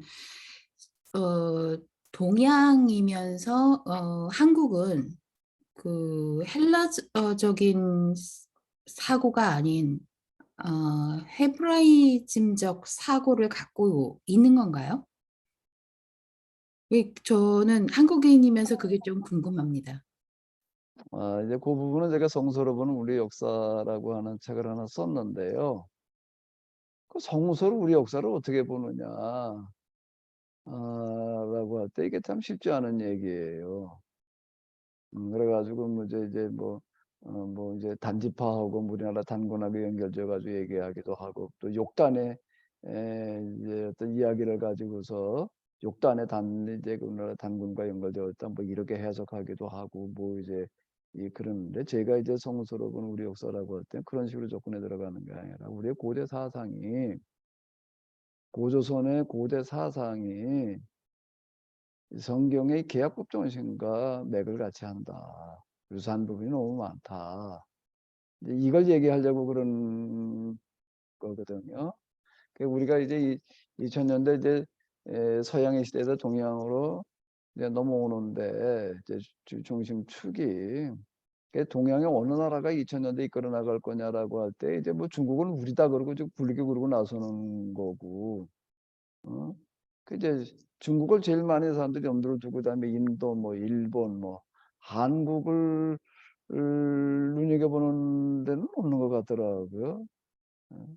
나는 중국도 아니고 인도, 일본도 아니고 한국이다 이렇게 얘기를 하는 거는 뭔가라고 하게 되면은 이 서양화되어 이 헬라와 그리고 유대화되어진 서양 기독교를 바로잡아서 다른 방으로 이끌어갈 수 있는 게 한국이다 이렇게 얘기를 하는 거는 뭐 때문인가라고 여러 가지 이유가 있습니다. 그 중에 하나가 뭔가 한국의 고대 사상과 히브리 사상이 너무 유사하다. 이렇게 얘기를 했어요. 제가 이런 거 얘기한 건 20몇 년 전 얘기인데 한국의 시대가 온다. 이제 제가 이런 얘기를 많이 했는데 지금 이제 한류라는 게 이제 그 이후 등장을 해가지고서 이제 조금 좀 이제 그래도 좀 생색을 내고 있어요. 근데 한류는 드라마 무슨 뭐 영화 뭐 그다음에 지금 이제 또 파퓰러송 케이팝 뭐 이러고 이제 있는데요. 진짜 한류의 마지막 정점은 이 한국의 인문학이 가야 될 것 같아요. 한국에서 다시 해석된 그런 인문학이 가야지 이제 이게 한류의 마지막이고 이제 한국의 시대가 올 것 같은데 이제 제가 그런 이유 때문에 이제 한국의 고대 사상과 히브리 이 기하급 사상이 너무 유사하다. 이제 이걸 얘기하려고 해도 저는 이제 성서로 보는 우리 역사라고 우리 제목 그렇게 붙였어요. 근데 제가 관심 있으시면 한번 보세요. 네. 예. 그 저희 그 사상이요. 그러니까 그 사고방식이 그 이론론적 사고방식인가요? 우리요. 네. 저희는 뭐 일원론, 이원론 이걸 떠나가지고서 유일신적인 사고예요. 이제 우리가 삼국유사에 나와 있는 환인의 이야기 이런 것들이 뭔가 하게 되면 이제 유일신론이죠. 음. 유일신 그건 이제 당연히 이제 일원론적인 사고로 이어지는 거 그런 부분들. 그러니까 너무 유사한 부분이 많아요. 그 부분에 있어서요. 음. 그건 네. 뭐 얘기가 좀 긴데요. 여기다 뭐 네. 다 설명해 드리자면 좀 긴 이야기가 필요하고 한번 좀 제 책을 한번 보시게 되면은 제가 그런 쪽을 좀 얘기를 하려고 그랬으니까 좀 도움되실지 모르겠어요. 네. 네. 네. 감사합니다.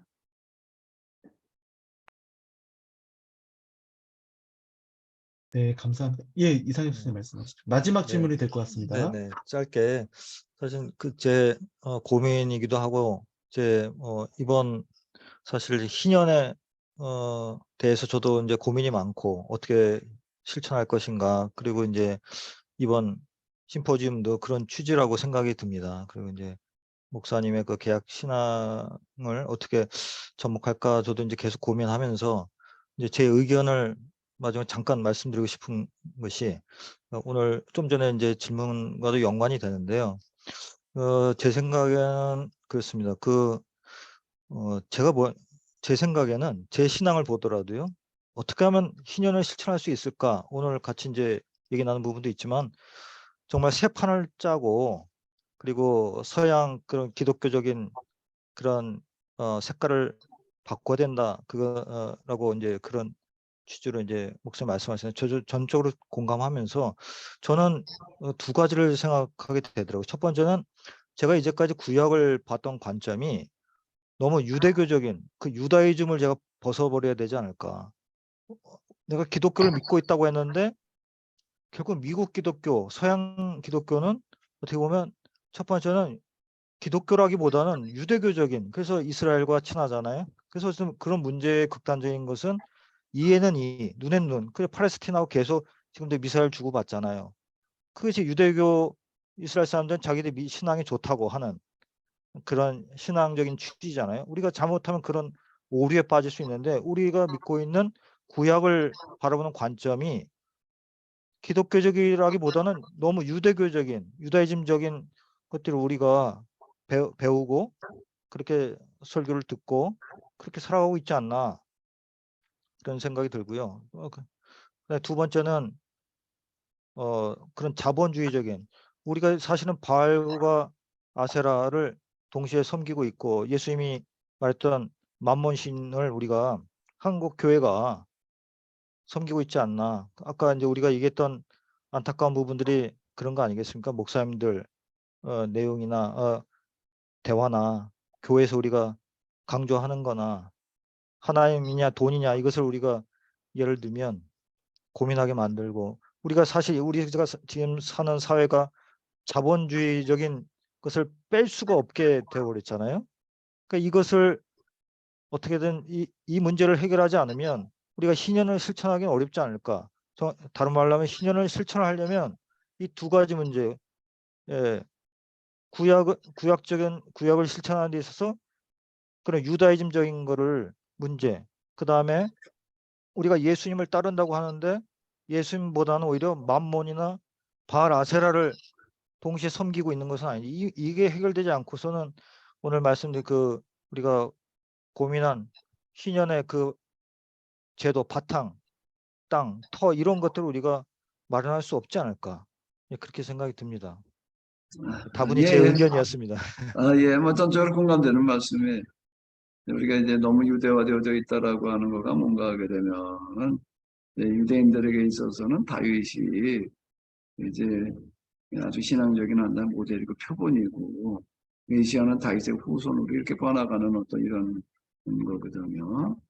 그럼 이제 유대인들은 다윗 정권, 다윗 솔로몬 그 이후로 이제 전적으로 긍정하고 들어가는 이런 해석이에요. 근데 우리 기독교도 이제 똑같이 그렇게 따라가고 있는 거예요. 지난번에 그 난상 토론으로 이어졌던 이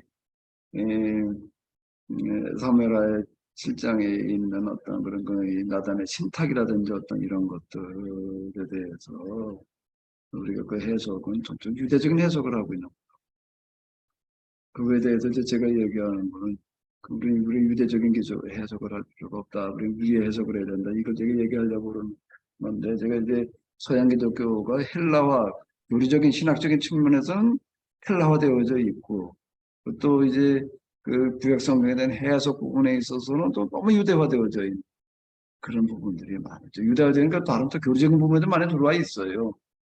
구원론이라든지 어떤 메시아 사상 뭐 이런 부분에서 이제 그렇게는 한데 너무 유대화된 부분들이 많이 있어서 빨리 청산해야 될 어떤 이제 이런 올바른 신학이 정립이 안 되다 보게 되면은 이제 그 자리를 또 돈이 차지하게 돼 있거든. 돈은 이제 돈을 추구하게 되는 거고 돈에 지배받게 되는데 이제 그러다 보게 되면 이제 만몬이 들어올 수밖에 없죠. 올바른 신앙이 정립이 안 되면은 그 자리를 또 돈이 차지하는 그런 현상들 이제 그럼 계속 반복되는 일인데. 네, 오종서 목사님 질문이 있어서 마지막 질문으로 하시면 될 것 같습니다. 네, 짧게 말씀드리겠습니다. 아까 남기엽 소장님 그 질문에 대한 목사님의 답변 가운데 이제 땅 세계학 공동체에게 땅을 한 번 정도는 더 기회를 주실 것이다라고 이제 말씀을 하셨는데 옛 계약 공동체에게 주신 땅이 가나안이고 실패한 거예요. 그래서 바벨론 포로기 갔다가 어찌 보면 한 번 더 기회를 얻어서 귀환을 한 거죠. 그런데 궁극적으로는 기원 후 70년에 완전히 재역할 못해서 망하고 이제 거의 옛 계약 공동체는 거의 끝나고 새 계약 공동체로 출발을 하고 1차로 로마 땅을 받았는데 이제 그것도 이제 실패를 한 거죠.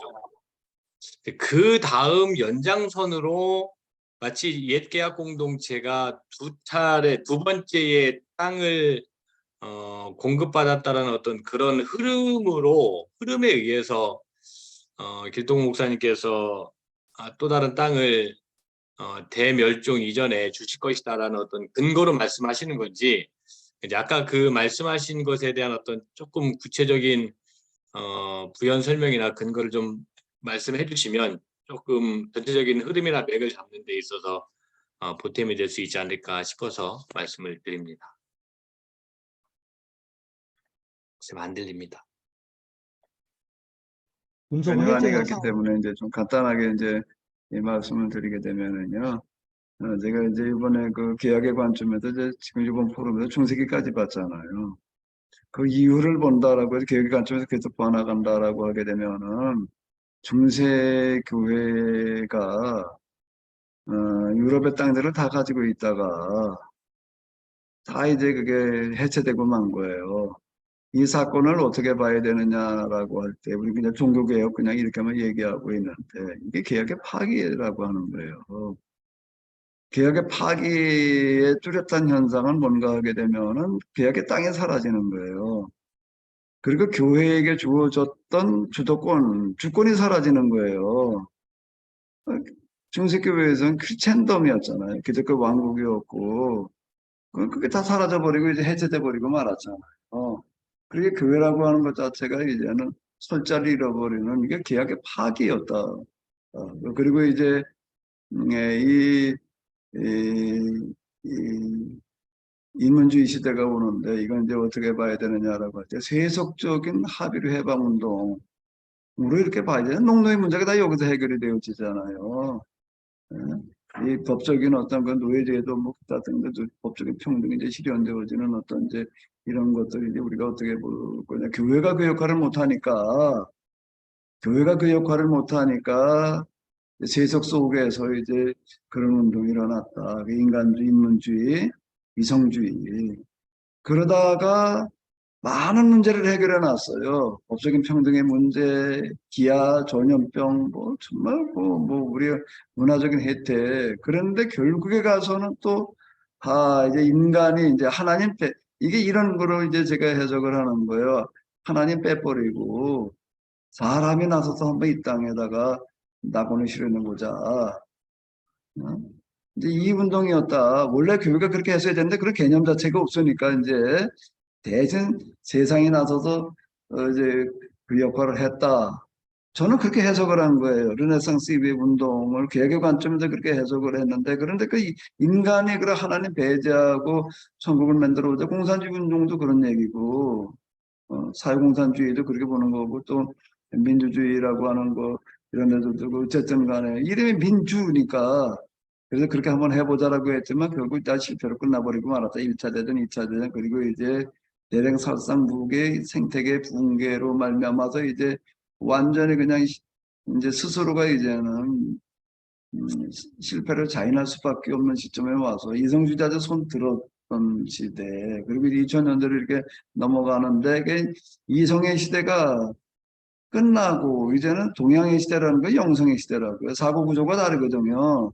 서양 헬라 히브리 그리스 로마의 그 사고 방식이라고 하는 건 합리주의라고요. 이성주의고. 그런데 이제 동양의 사고 구조는 영성은 뭐 우리가 다 아는 그런 얘기잖아요. 근데 이성의 시대가 영성의 시대가 왔다라고 하는 거를 이제 어떻게 우리가 보는가라고 하게 되면 이제 그런 귀환기를 맞았다 우리가. 이제 우리가 돌아갈 준비를 해야 된다. 제가 이렇게 해석을 한 거예요. 그게 이제 저희네 길이에요. 저희네 길 지금 우리가 여기서 이제 필요한 게 지금 우리가 이제 신명기 새로운 우리 시대 신명기 운동이 지금 필요하다. 신명기 운동이 돌아갈 준비하는 운동이거든요. 그 이제 돌아간다는 거예요. 이제 어디로 돌아가야 되느냐? 계약의 땅에 있어야지 돌아갈 거 아니에요. 그 계약의 땅이라고 하는 거 지금 이제 우리에게 지금 이번에는 처음에는 가나안이었고 두 번째는 로마적이었고 이번에는 어디여야 되겠어요.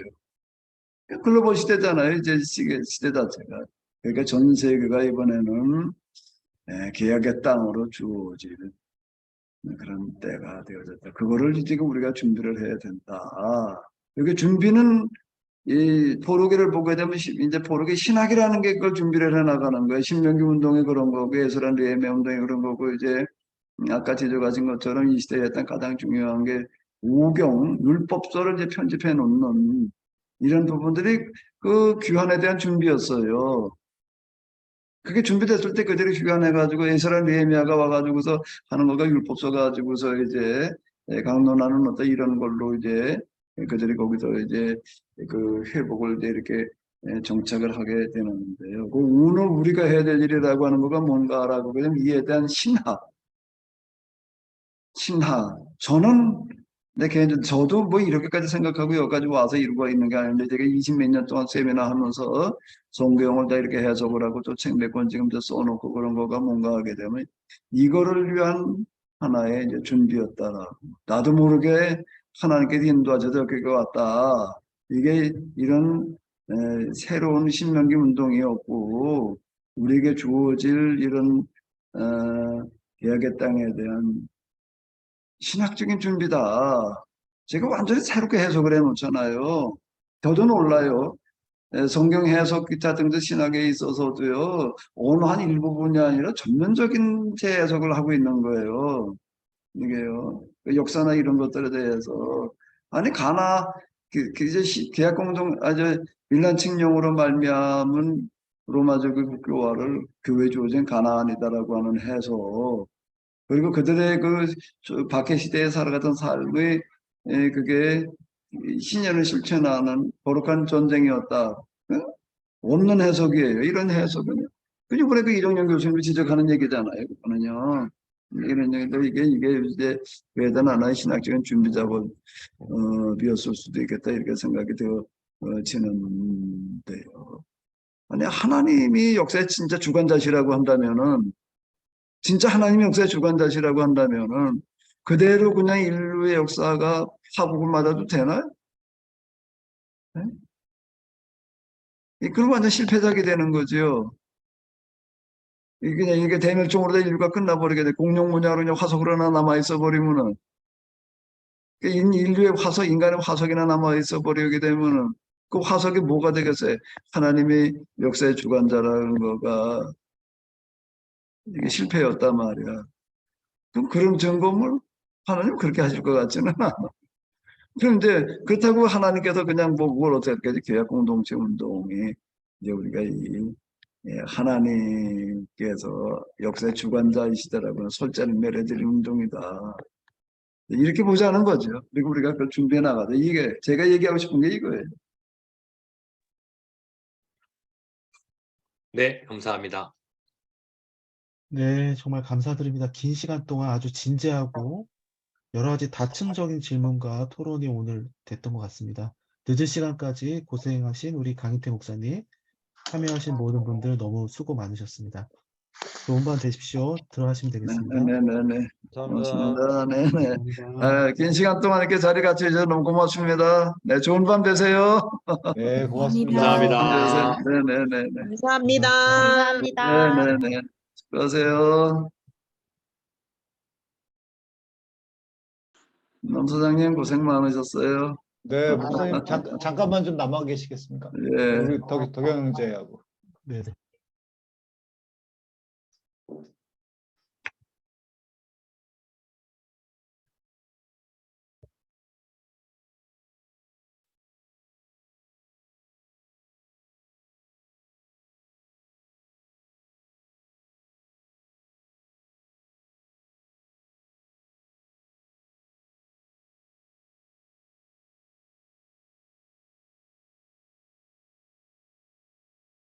덕영 형제 뭐 다른 사람들 이렇게 그렇게 아, 네네.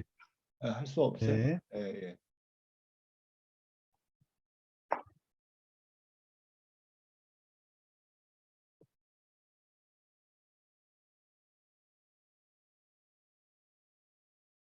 네네. 아유, 목사님 너무너무 고생하셨습니다. 어제 아이고 아니에요. 좋은 아니, 시간을 마련해 주셔서 내가 고맙죠. 아니 뭐 정말 강행군 어제 오늘 하루 종일 밤까지 아이고 목사님 하여튼 고생 많으셨습니다. 어제 아주 참 어떠셨어요, 목사님? 글쎄요.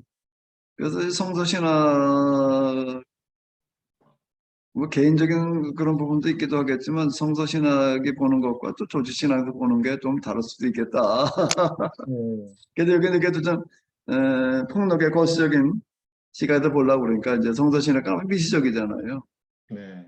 네, 아마 또 개인적인 그런 성향의 차이도 있었을 거고 그래도 좀 어쨌든 많은 부분을 들은 분들이 그러더라고요. 이게 좀 뭐 공감대가 좀 많이 형성되어지는 것 같다고 이렇게 얘기들 하더라고요. 들은 분들이. 네.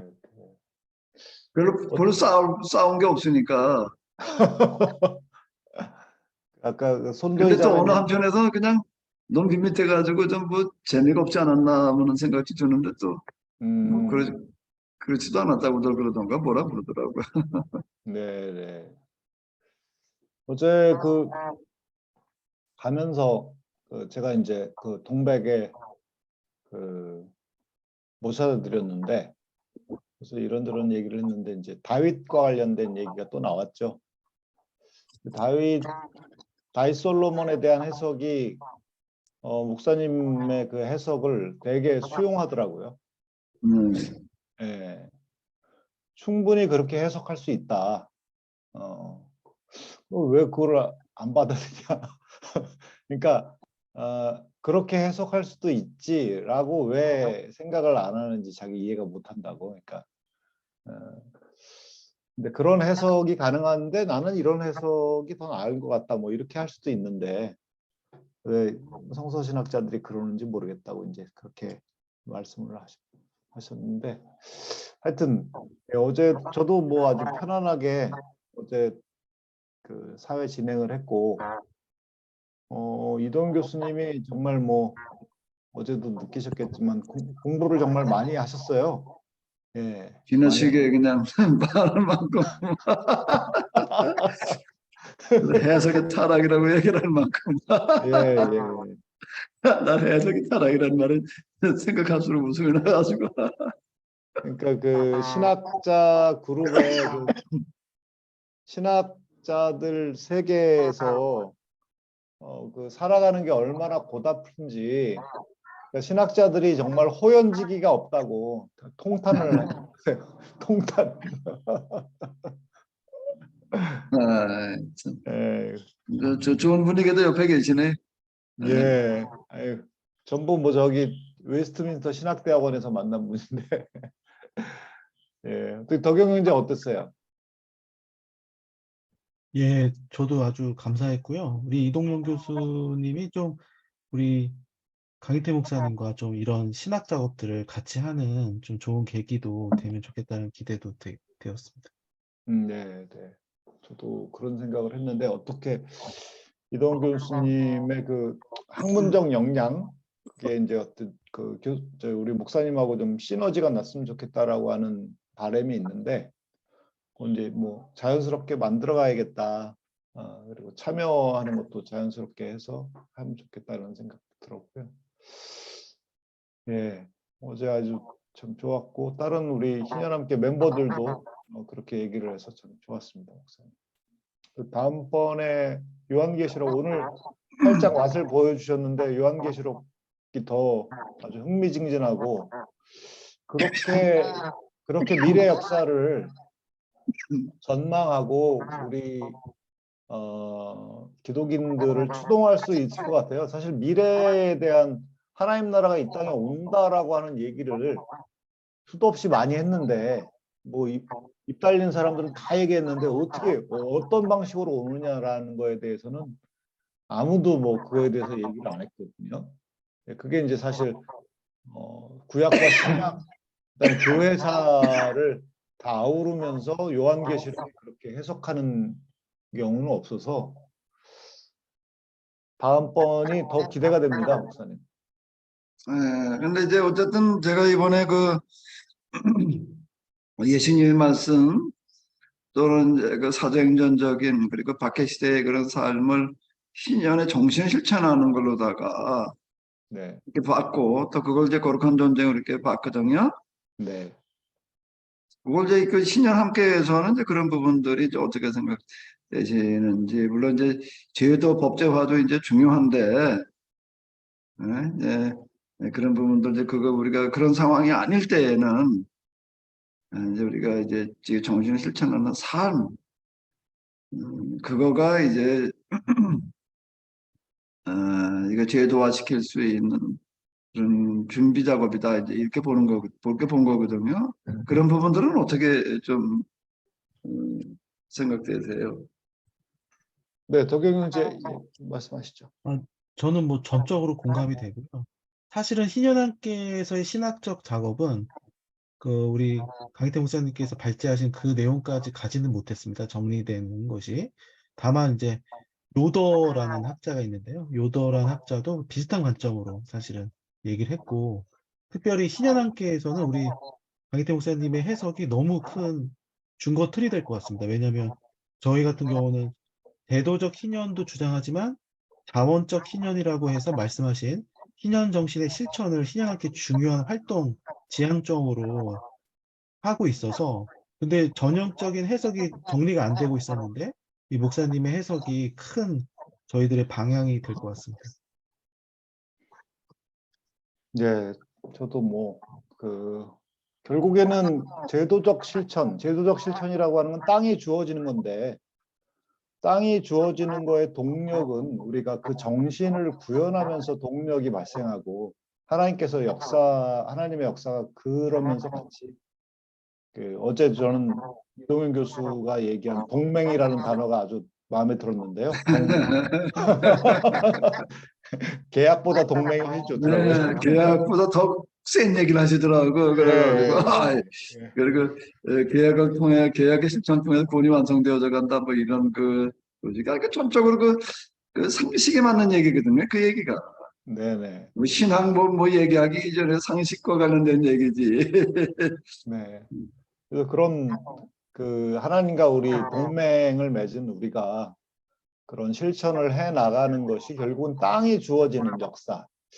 그래서 그 한국의 시대가 온다라고 하는 것도 저는 우리 남한, 북한, 이 한반도에 그런 역사가 이루어지면서 우리가 줄곧 얘기하던 전 세계의 뭐랄까요, 열방을 복되게 하는 나라로, 예. 그래서 이 한국 땅에 그런 제도가 만들어지는 것은 결국에는 우리의 자원적 그 정신을 실천하는 거기 기도와 실천에서 나오겠다라는 생각을 더 했고 아까 요한계시록에 그 말씀하신 거에 더 이렇게 흥분이 되더라고요. 제가 요즘에 흥분을 잘하네요. 흥분이 됐습니다.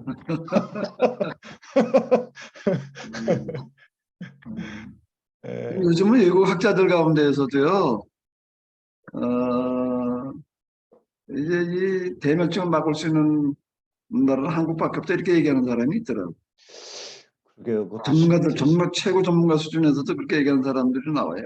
이 한류라든지 어떤 이런 걸 보면서 한국밖에 이렇게 할 수 있는 나라가 없다 이렇게 말들 하는 사람이 있더라고요. 우리 지금 한국 사회가 지금 되게 엉망인데 하여튼 그런 희망을 가져야죠. 목사님 그때 중간 우리가 같이 나눔할 때 분대 교회에서 나눔할 때 책 쓰시는 거를 염두에 두셨으면 좋겠다고 말씀하셨는데 그거를 이제 저 그럴 만한 시간 좀 생겨줘야 되는데 이게 참 좀 기도 좀 해줘요. 예, 아니 신학이 중요하다고 말씀하셨잖아요. 그러니까 목사님가 할 수 있는 10개의 논문 글이 있지만 그게 이제 겹쳐지는 부분도 있고 새로 이제 다듬어야 될 텐데 그런 작업을 하여튼 해야 된다라는 걸 염두에 두시면 예, 알겠습니다. 저도 그 의미에 대해서 충분히 공감을 하는데요. 네, 역량과 여건이 지금 좀 그렇게 되기를 나도 기대해요. 네, 저희 덕영 형제랑 그 책 쓰는 거 관련해서 저희가 계속해서 조금씩 고민을 해보고 하면서 목사님께 또 말씀드리고 그러겠습니다. 예, 그래요. 네, 고생하셨습니다. 네, 늦은 시간까지 고생하셨어요, 다리야.